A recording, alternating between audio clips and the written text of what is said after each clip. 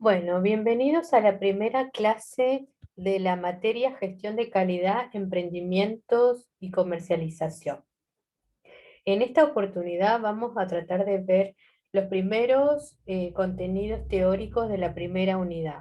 Vamos a indagar un poco sobre la historia que hay de calidad, desencadenar en el concepto de calidad y la distinción entre gestión de calidad y los principales autores y exponentes que se dedicaron a los avances en materia de calidad. Bueno, comenzamos.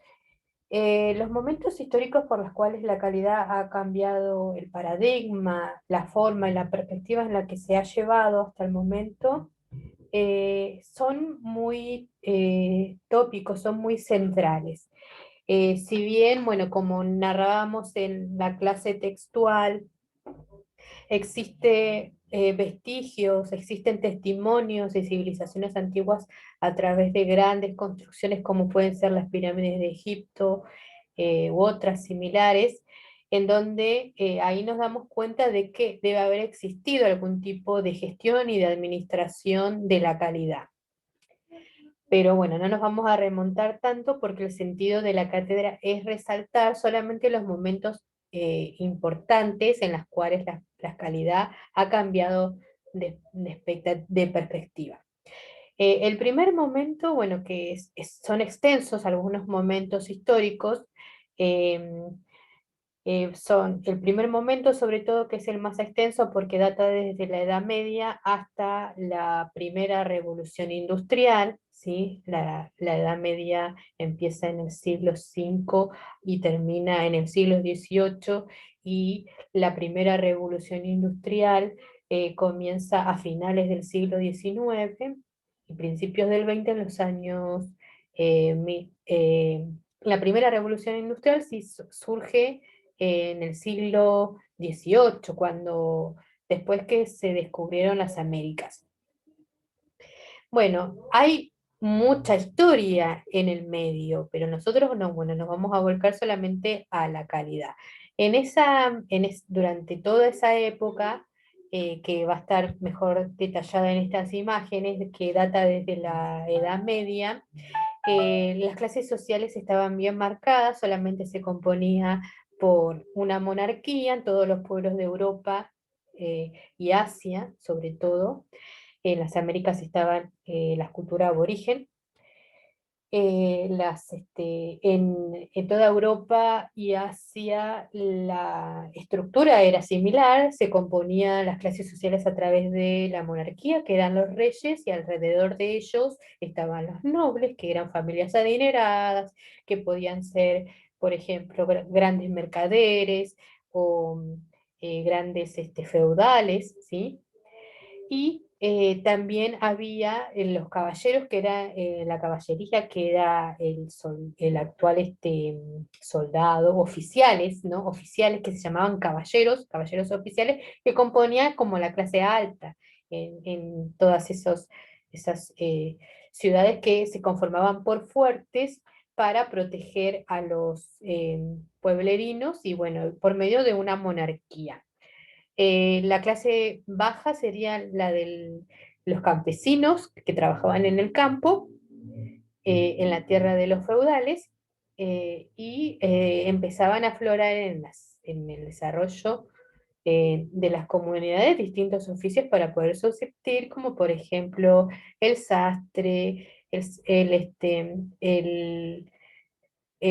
alfarero, el que se dedicaba a la pintura, el que se dedicaba a la panadería, y así con todos los diferentes oficios que había en esa época y que todavía algunos hay.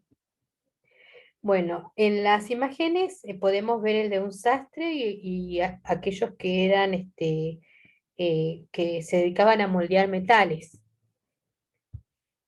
Bueno, acá hay otra distinción de clases en esa época de la Edad Media. Está el monarca, los nobles, los caballeros, el alto y el bajo clero, ¿sí? Que la iglesia era una institución muy fuerte, y los campesinos. En esta imagen podemos ver a una islandera y en esta a los campesinos trabajando en el campo. Dentro de la estructura de los campesinos estaba también la servidumbre y los siervos, ¿no? Los esclavos también.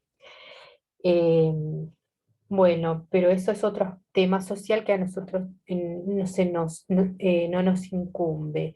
Volviendo a los temas centrales, en esta época la calidad era llevado por los artesanos, que primero se conformaron en grupos, originando los gremios, y en esos gremios la estructura era llegar a un maestro artesano. ¿Sí? Para llegar a un maestro artesano, el gremio le pedía al artesano que hiciera una obra maestra única y le ponían un sello, que serían los primeros sellos de calidad, lo que hicieron estos primeros gremios de artesanos. En esa época entonces la calidad era llevada a cabo por los artesanos o gremios de artesanos. En el segundo momento sería la segunda revolución industrial.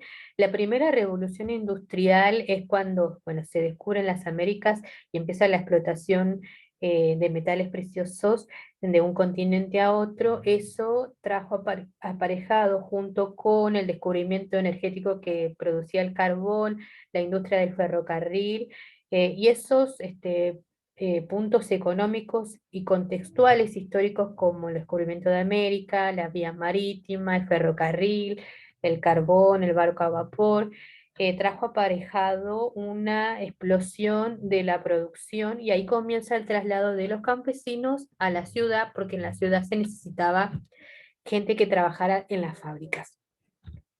Bueno, los ferrocarriles son un principal ícono de la primera revolución industrial. La segunda revolución industrial es la que se introduce a través de los años 1900 con un principal exponente de una escuela llamada clásica de la administración, que es Taylor, que viene a ser el que le va a poner un orden a la fábrica. Recordemos que en ese interín no existía en el interior de la fábrica seguridad e higiene laboral, no existía una jornada de 8 horas laborales, no existía una capacitación laboral, no existía eh, el cuidado, no existían procesos, no existían horarios, no existía una clasificación, no existía medio ambiente, no existía responsabilidad social empresarial, lo que existía era el proletariado, que era la gente que trabajaba, a veces trabajaba en la familia completa, mujeres embarazadas, niños, adentro de las fábricas. Entonces empieza Frederick Taylor a investigar y por eso se le llama también el padre de la administración científica, porque bueno, se le introdujo a la fábrica una capacitación en los empleados, introdujo el término de producción a destajo, también hizo el estudio de movimientos y tiempos de los trabajadores, también inventó varias máquinas que mejoraron la producción metalífera, porque él era ingeniero metálico. Bueno, su principal interés fue aumentar la productividad a través de una mayor eficiencia en la producción y de un incremento en la paga de los trabajadores, porque él decía que le correspondía pagarle al trabajador lo que producía. Entonces fue como también el inventor de el trabajo en la comisión por producto, ¿no? También hace hincapié, bueno, en el método científico para poder investigar sobre el estudio de tiempos y movimientos del trabajador, para desglosarlo en distintas fases y así, y con el método científico, propinarle un incremento en tanto en el conocimiento científico dentro de las universidades, que quiere investigar para que produzcan más las fábricas, y por otro lado, en el estudio del trabajo y de movimientos del hombre, del trabajador. Em, bueno, bueno, acá en esta foto están las fábricas, acá hay altos hornos. Ese constituye el segundo momento en donde la calidad era seguía llevado a cabo por los grandes gremios de artesanos, y no importaba la calidad en términos que hoy entendemos que significa la calidad, sino que todo estaba orientado a la fábrica, a especializarse en la fábrica, en la producción y nada todavía sobre calidad. El segundo momento, bueno, es el que acabo de mencionar, de la segunda revolución industrial, comienza con Frederick Taylor, porque en esa escuela clásica que está conformada por Frederick Taylor, también está Henry Ford, el dueño de la actual, de los automóviles Ford, ¿no? Que acá en esta foto está, él introduce en contemporáneo de Frederick Taylor en la línea de ensamble en la industria automotriz, la saca de otro lugar que es en un sistema de frigorífico y de una maderera, y la introduce, y así se introduce en todas las fábricas, no solamente en la automotriz, y eso produce una explosión de producción, la llamada producción en serie, porque se puede producir el mismo producto, pero en mayor cantidad, en masa o en serie, ¿no? Que son dos términos distintos en organización industrial, pero nos sirve para ver que se empezaba a producir en serie, que significa en grandes lotes, en grandes cantidades de producción, el mismo producto. Eso trae aparejado que la industria se acelere y que haya más fábricas, ¿no? Bueno, estas imágenes son muy críticas, crítico-social, no nos interesa, pero es para ver el que está en ese sistema social, la burguesía que está sostenida por el proletariado, que es las personas que están abajo. Bueno, podemos tenerle una apreciación aún cíclica, pero en distinto tiempo histórico, pero bueno, no nos interesa en esta cátedra. Frederick Taylor es este que está en la imagen, ¿no? Mejorando, acá está ensamblando una producción, se ve la línea de montaje, acá hay otro tipo de producción de esa época.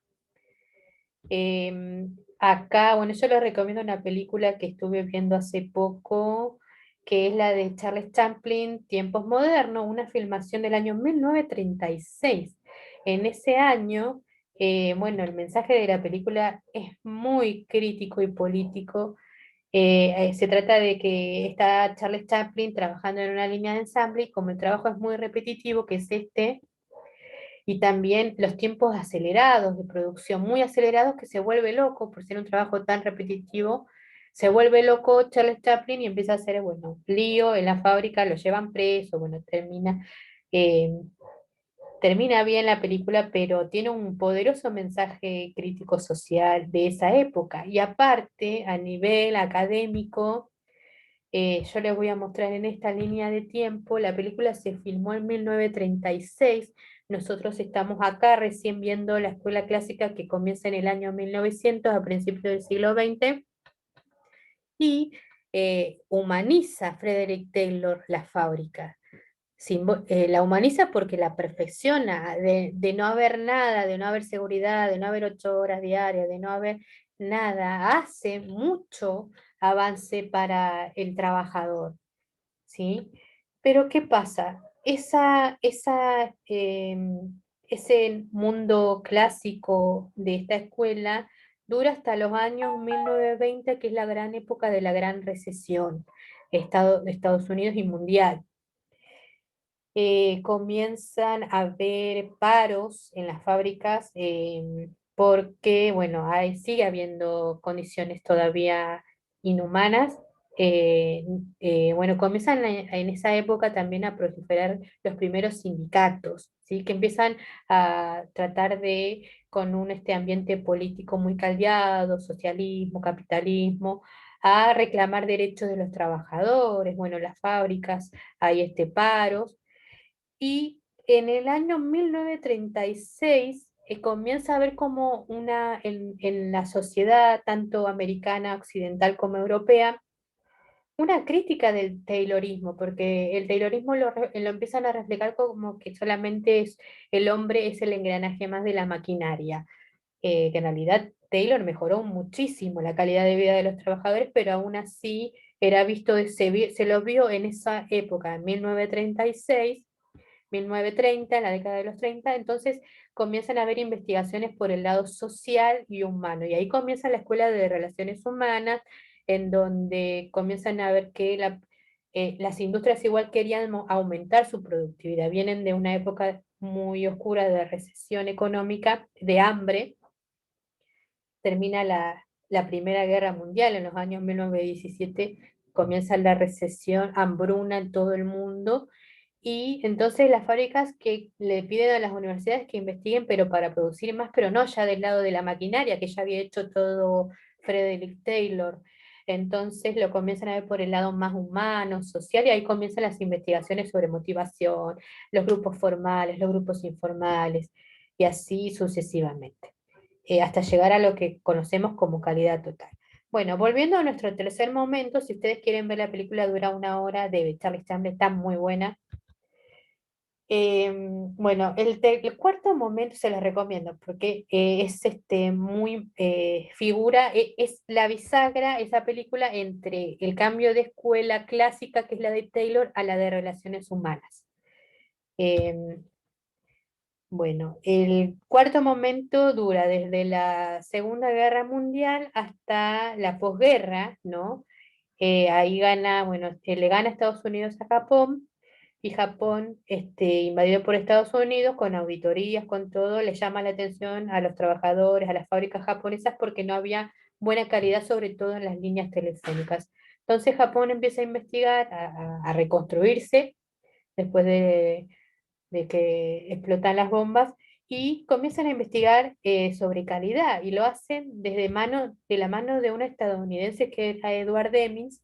Lo invitan a Edward Demings es esta persona, Edward Deming, lo invitan a Edward Deming a Japón después de la posguerra, y es todo lo que él había pregonado en Estados Unidos, que en esa época, después de la posguerra, no se introdujo la investigación en calidad al mismo tiempo que sí se empezó a introducir en Japón, y por eso hoy lo que vemos que como es la cultura de Japón, ¿no? Con respecto a la calidad, símbolo de la calidad es Toyota, que le gana luego en los años 70, le gana a Estados Unidos la Toyota a la Ford, la Ford que veíamos recién en la línea de ensamble, que es un ícono de la industria americana. Le gana la Toyota Japón a Estados Unidos, y que algunos dicen que es como una revancha que hace Japón por haber perdido la Segunda Guerra contra Estados Unidos. Pero bueno, son cosas que quedan en ese contexto histórico que es muy rico de analizar.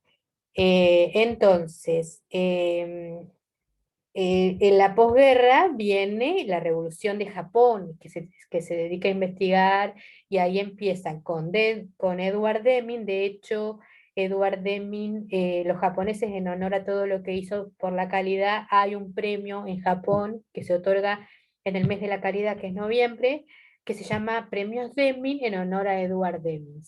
Bueno, estos que están acá son los 4 gurús que vamos a ver: Kaoru Ishikawa, Juran y Crosby.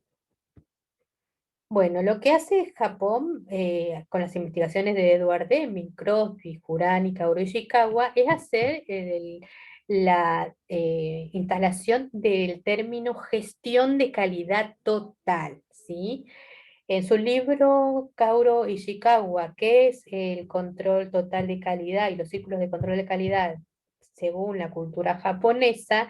Marca en su libro una hipótesis que dice que es más probable instalar un sistema de gestión de calidad total en países que son culturalmente parecidos a Japón, porque tienen disciplina, el sistema educativo, de escritura, la conformación de una empresa de Japón, cómo trabajan el liderazgo, tienen un solo idioma, en relación a otros países como Occidente, que tienen muchas diferencias respecto a la cultura japonesa, que van desde distintos sistemas educativos, de dentro de los trabajadores, distintas culturas, eh, distintos grupos etnios en una misma empresa, que hacen dificultoso la instalación de un sistema de gestión de calidad. En el sistema de gestión de calidad que propone Kaoru Ishikawa a través de círculos de control de calidad, que son grupos de 3 japoneses por empresa, que se dedican semanalmente a investigar y arreglar o a mejorar un problema de calidad por el método de los círculos de control de calidad a través de las herramientas estadísticas y otras más que hacen el sistema de gestión de calidad un éxito. Bueno, Edward Demings lo que también introduce es popularizar un gráfico que hizo Sheward, que es un continuo, un ciclo de cuatro caracteres que necesita hacer la empresa continuamente, y eso se le denomina la mejora continua, que significa hacer siempre lo planificado, verificar, que es controlar, actuar si hay algún problema, no quedarse y volver a planificar y así continuamente. De esa forma funcionan también los círculos de control de calidad para permanentemente encontrar una mejora continua.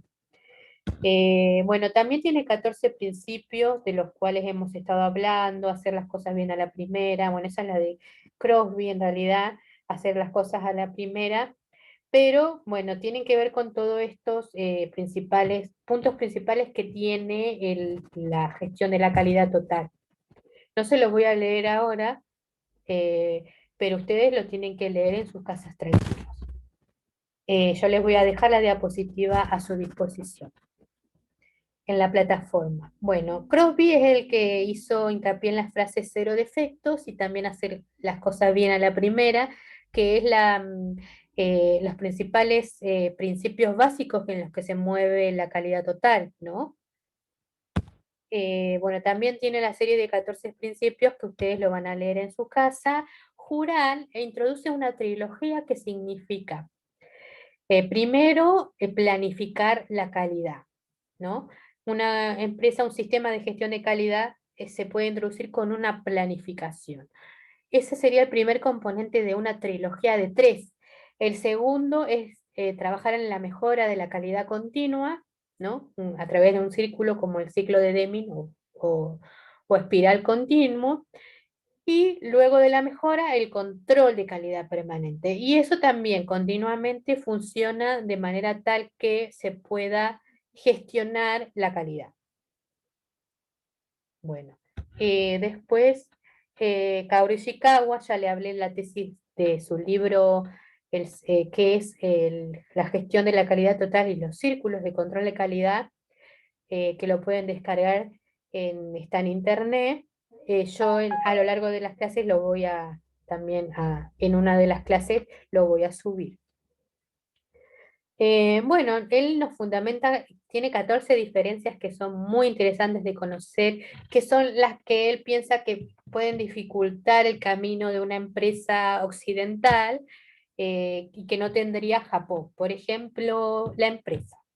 La empresa japonesa, un trabajador es vitalicio, significa que nadie lo puede sacar de su puesto de trabajo. En cambio, en una empresa privada de Estados Unidos, el trabajador hay rotabilidad, hay tasa de rotación, no es de por vida, salvo en la administración pública, nacional o provincial de Argentina, sí, pero en la empresa privada no existe el trabajador vitalicio. En cambio, en Japón, sí. Eso sería una de las principales que él plantea en su interesante libro.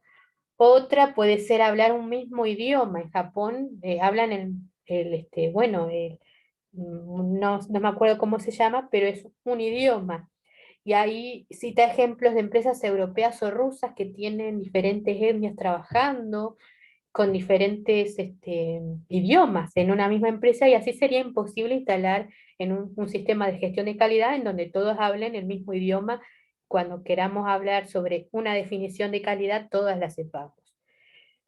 Luego, bueno, 14 más que son muy interesantes, que lo vamos a ver en una de las clases. Bueno, también él es uno de los precursores de movilizar las herramientas estadísticas a la gestión de la calidad total, y introduce una serie de 7 herramientas, de las cuales él es autor de una, pero que no es estadística, sino que se llama, es esta que está acá, que se llama diagrama de espina de pescado o diagrama de causa y efecto. Y este diagrama no es estadístico, pero nos sirve para saber diferenciar qué es un problema y qué es un efecto de una causa. Él propone colocar el problema en la punta del vector o flecha y él propone de que si se trata de un problema de calidad, puede haber 6 puntos en donde hay que revisar, en los cuales se puede originar la causa. Puede ser el hombre que esté trabajando en la fábrica, o la maquinaria, las herramientas que esté utilizando, o el entorno, el medio ambiente que tenga la empresa, el clima, los materiales por los cuales se provee un proceso, por ejemplo, si hay materiales defectuosos o de mala calidad, va a influir en nuestro producto final. El método, que es la metodología de trabajo, la forma, ¿sí? que estoy trabajando, y la medida, que es cómo estoy haciendo, cómo estoy midiendo mi calidad, en qué estándares, con qué herramienta lo estoy midiendo, ¿sí? Con un calibre. Puede haber un problema en la herramienta o en la medición, ¿sí? Entonces, él los propone y los círculos de control de calidad lo utilizan, ¿sí? Antes de esto, utilizan una lluvia de ideas, donde dice los problemas pueden ser porque no hay agua o se cortó la luz. Bueno, y los trabajadores hacen una lluvia de ideas y después se ponen a clasificar qué es un problema o qué es un efecto y qué es una causa, lo desglosan y así llegan a seguir investigando y mejorando. Bueno, las 7 herramientas que son, estos son temas de la unidad 3, pero se las presento, son estas, algunas son estadísticas. Las estadísticas son el diagrama de Pareto, el diagrama, el histograma, el diagrama de dispersión y el control estadístico de procesos. Y las que no son estadísticas son la hoja de control, que es una checklist o lista de chequeo, la espina de pescado y el diagrama de flujo. Bueno, ahí damos por terminado esta parte, nos queda seguir hablando sobre lo que es la cultura. La cultura de las organizaciones es el conjunto de valores, tradiciones, políticas formales e informales que puede tener una organización y que la conforman como la identidad que tiene una organización y que la distinguen de otra, ¿sí? ¿Qué quiere decir, qué quiero decir cuando digo políticas directrices formales o informales? Bueno, formales van a ser todas aquellas políticas, directrices, lineamientos, normas que están escritas en manuales, en circulares, en documentación variada y que el empleado la ve escrita. Son normas, leyes. Y, por ejemplo, pueden ser la forma de hacer el trabajo, el criterio de selección de los empleados, las normas y los horarios rotativos, los permisos, bueno, todo lo que esté escrito y que sea burocrático. Eso sería lo formal, que coincide con la estructura organizativa de la empresa. Y lo no formal es lo que sabemos que no se puede hacer o que sí se puede hacer, pero que está en el aire, está en el clima de la organización.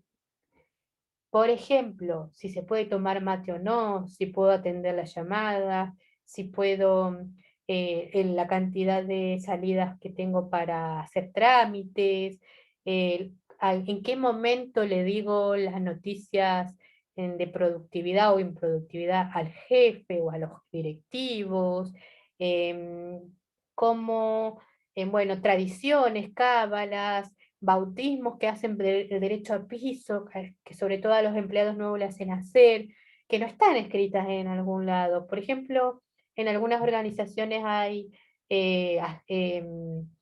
por ejemplo, desayunos de trabajo, o asados a fin de mes se juntan y en esas reuniones informales se liman asperezas, se arreglan conflictos y también hay ascensos y promociones, ¿sí? Pero eso, bueno, forma la identidad de la empresa. Y estos elementos que forman la cultura van de la mano del tipo de liderazgo que se ejerza, la comunicación, cómo se lleva a cabo, la cantidad de grupos formales e informales que hay en la empresa, los valores, la misión, y tiene que ser concordante. A veces se le llama también statu quo, a veces es funcional a la organización, la lleva adelante, la identifica, y también la posiciona elevadamente bien en la sociedad, y a veces no.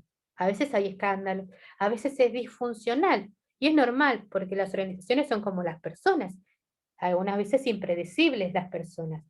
Autoritarismo, no hay responsabilidad social empresarial, como para dar un ejemplo, peleas laborales, ¿sí? Como para dar un ejemplo sobre lo que es la cultura organizacional. Y estos elementos de liderazgo, motivación, comunicación, valores, van a depender de los sistemas de gestión de calidad, porque de la cabeza directiva se toma la decisión y luego con esa cultura se lleva a cabo todos los pormenores organizativos y de planificación para instalar con éxito un sistema de gestión de calidad. Pero bueno, eso lo vamos a ir viendo clase a clase y profundizando en mejor detalle. Gracias y eso es todo. Hasta la próxima clase.